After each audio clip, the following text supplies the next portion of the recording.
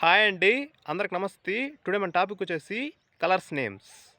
ఈరోజు మనము colours names గురించి మాట్లాడుకుందాం. మొట్టమొదటగా రెడ్ కలర్తో స్టార్ట్ చేద్దాం.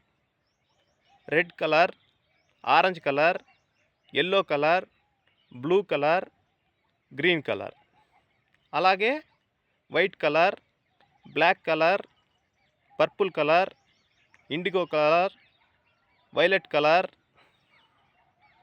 బ్రౌన్ కలర్, అలాగే నెక్స్ట్ వచ్చేసి grey colour, rose colour, pink colour, silver colour, gold colour.